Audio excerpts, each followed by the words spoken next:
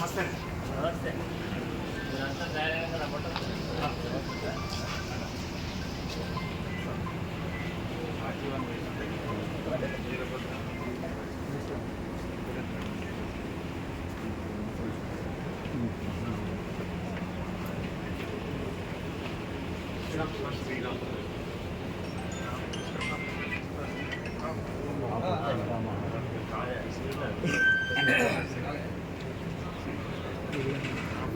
మంచిగా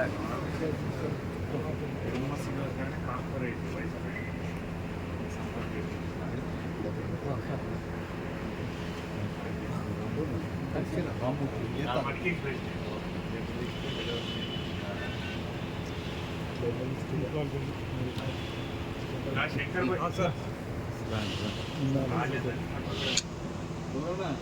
గుర్తు పెట్టుకున్నాడు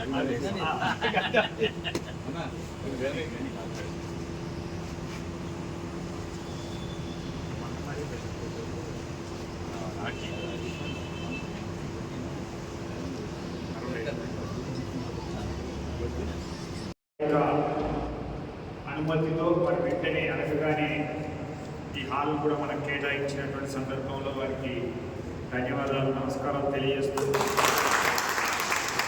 ఈరోజు మనం ఈ యొక్క కార్యక్రమాన్ని ప్రారంభించే ముందు ఈ మధ్య కాలంలో మనకి ఎప్పుడైతే 24 ఏప్రిల్న జరిగినటువంటి ఎన్నికల తర్వాత మన టీపీజీకి సంబంధించినటువంటి నాయకులు ముఖ్యంగా ఈ మధ్యలో OC2లో జరిగినటువంటి ప్రమాదంలో ఉప్పుల వెంకటేశ్వర్లు మన పిట్ సెక్రటరీగా ఉన్నటువంటి ఆయనతో పాటుగా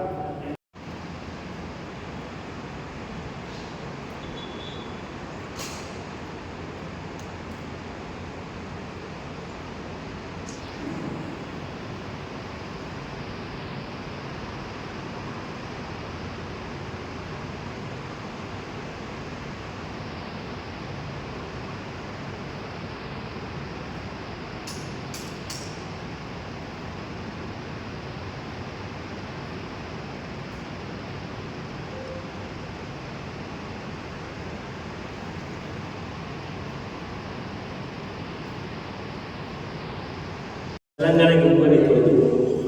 మరి మీరు ఎక్కడైతే గుజరాత్లో ఉగ్గు ప్రాంతం కానీ మిగతా మిత్రులతో మరి నామినేట్ పద్ధతిలో అక్కడ ప్రభుత్వ రంగ సంస్థలకు ఇచ్చిందో ఈరోజు సింగరేణి కూడా రాష్ట్ర కేంద్ర ప్రభుత్వాల సంయుక్త వాటా ఉంటుంది కాబట్టి సింగరేణికి కేటాయించాల్సినటువంటి బొగ్గు బాయిలను కూడా మరి బేషరతుగా కేటాయించమని చెప్పి మన డిమాండ్ ఉన్నది.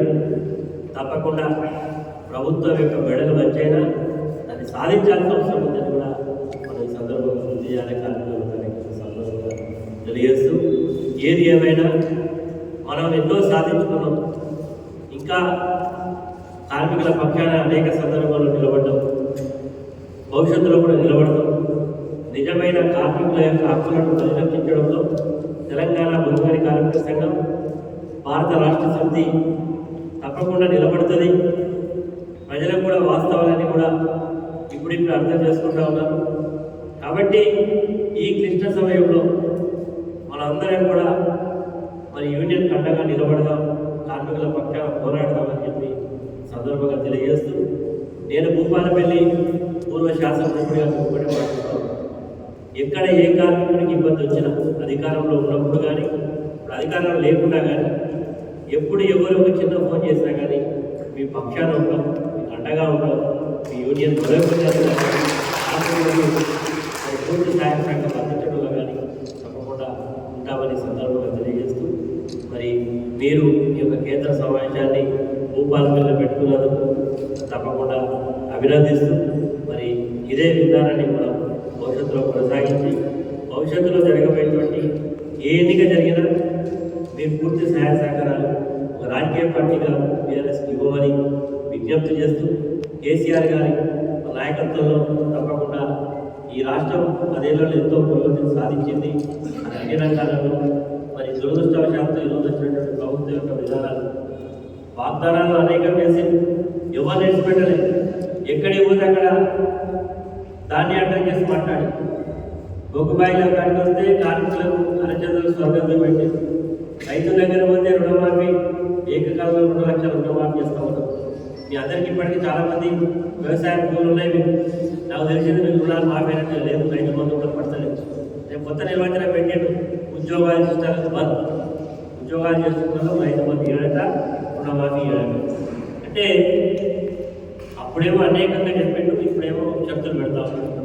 కాబట్టి ఈ విషయాలన్నీ కూడా మరి ప్రజలకు ఎప్పటికప్పుడు అప్రమత్తం చేస్తూ ఈరోజు జాతీయ సంఘాలుగా ఉండేటువంటి ఐఎన్టీసీ కానీ ఏఐటీసీ కానీ ఇప్పుడు రెండింటి మీద కూడా విశ్వాసం కలిగింది. ఎందుకంటే ఇద్దరు కూడా అధికార పక్షాల్లో ఉన్నారు. ఐఎన్టీసీ ఏమో డైరెక్ట్, ఏఐటీసీ ఏమో ఇండైరెక్ట్ అధికారం.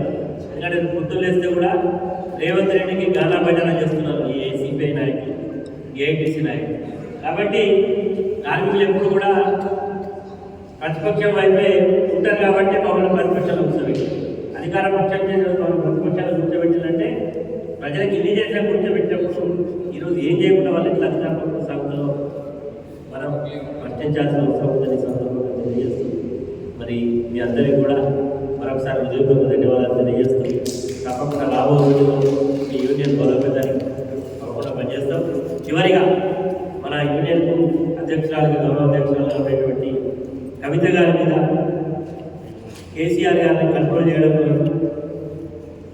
దుర్మార్గమైన కేసులు పెట్టి అన్యాయంగా జైల్లో పెట్టడం జరిగింది. అన్ని కోర్టులను ఆశ్రయించిన తర్వాత ఈరోజు సుప్రీంకోర్టులో కూడా మరి బెయిల్ పిటిషన్ హియరింగ్లో ఉంది. నాకు విశ్వాసం ఉంది ఈరోజు ఖచ్చితంగా కవిత గారికి బెయిల్ వస్తుందని. ఈరోజు జాతీయ కవిత గారికి బెయిల్ వస్తుంది, మీరు మీటింగ్ ఏర్పడిన వాదన పెట్టాలని ఆశావాదం వ్యక్తం చేస్తూ మరి మన నాయకురాలు